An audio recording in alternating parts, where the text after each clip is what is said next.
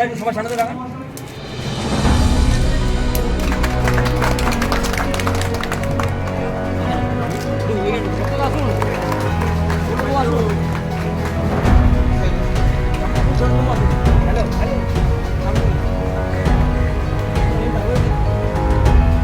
আমরা এর মাধ্যমে আজকে আমাদের 10 फाउंडेशन डे उपलक्षे प्रोग्रेसिव यूनाइटेड इंजीनियर्स एसोसिएशन और पश्चिम बंग राज्य सरकारी कर्मचारी फेडरेशन की ओर से गत 30 अगस्त को खाद्य भवन में मेगा ब्लड डोनेशन कैंप का आयोजन किया गया।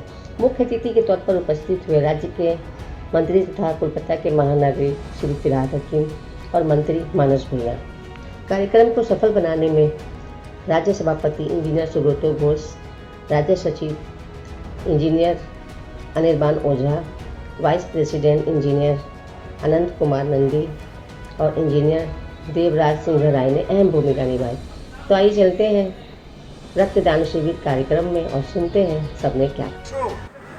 আমাদের ফেডারেশন পথ দেখাচ্ছে, আমাদের নেতা মানস ভুঁইয়া তার নেতৃত্বে, তার গাইডেন্সে প্রতাপরা তারা এই কাজটা করছে সংঘবদ্ধ করে নিয়ে যাওয়ার।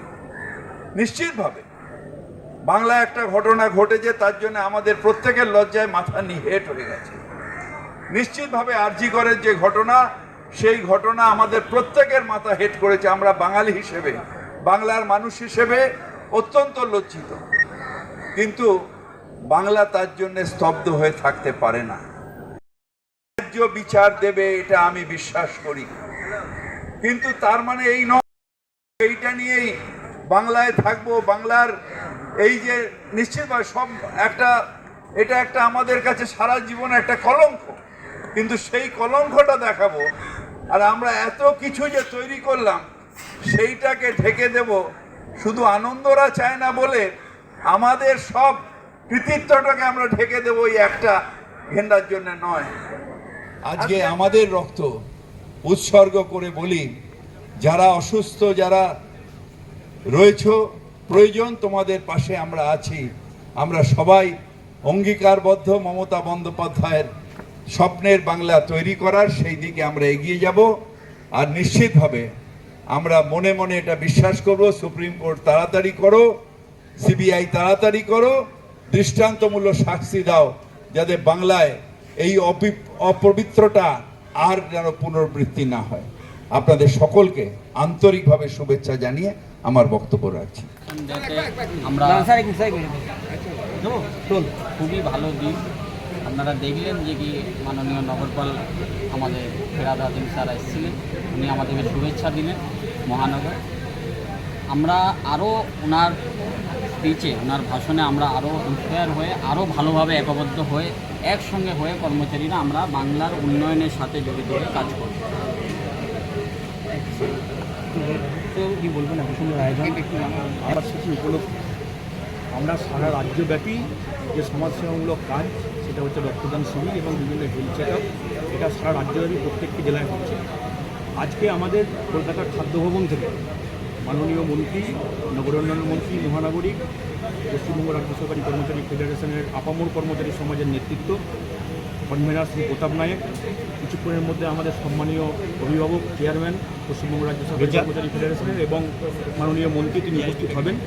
সবাই থেকে সমস্ত রাজ্যের যারা ইঞ্জিনিয়ার আছে তাদেরকে রক্তদানে উদ্বুদ্ধ করলেন। আপনারা শুনলেন তাদের বক্তব্য, সেই বক্তব্যের মধ্য দিয়ে সারা রাজ্যের ইঞ্জিনিয়ারদের উদ্বুদ্ধ করলেন এবং তিনি তার বক্তব্যের মধ্যে বললেন যে এই রকম রক্তদান শিবিরের মধ্য দিয়ে এই যে অরাজকতা পরিস্থিতি নানাভাবে যারা তৈরি করার চেষ্টা করছে তাদের বিরুদ্ধে তিনি বার্তা দিলেন এবং আমরা সেই নির্দেশ নিয়ে, আমাদের কনভেনারের নির্দেশ এবং চেয়ারম্যানের নির্দেশ নিয়ে আমরা কাজ বিভিন্ন জেলাতে করছি এবং সার্বিকভাবে আজকে 5টা জেলা এবং কালকে 17টি জেলাতে আমরা সমস্ত ইঞ্জিনিয়াররা, পশ্চিমবঙ্গে যারা জাতীয়তাবাদে বিশ্বাস করেন সমস্ত ইঞ্জিনিয়াররা আমাদের রক্তদানে উদ্বুদ্ধ হয়েছেন এবং রক্তদান। ফেডারেশন ডে চলবে কী করবেন আজকে 10টা ফেডারেশন ডে 10তম আজকে যে